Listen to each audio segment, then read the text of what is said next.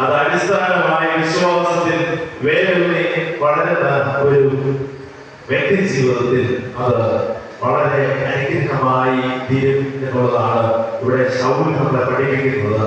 ഇവിടെ പറയുകയാണ് ഡമസ്കോസിലേക്ക് പോകുന്ന മധ്യത്തില് ഈ ശൗല് ദൈവത്തിന്റെ ഇടപെടൽ വഴിയുടെ മധ്യത്തിൽ അവന് ബുദ്ധിമുട്ടായിട്ട് നേരിടുകയാണ്. അവൻ ആ സന്ദർഭം നമുക്കറിയാം. കാറ്റ് കുരുടായി അവൻ തിരിച്ചു വനത്തിലേക്ക് പോയി വിഷമിച്ചിരിക്കുമ്പോ അനന്യാസ് ഒരു മറ്റൊരു മനുഷ്യന് ഈ ദൈവത്തിന്റെ അനുഗ്രഹം കാണുവാൻ വേണ്ടി അവനെ അയക്കുന്ന ഒരു സന്ദർഭമുണ്ട്.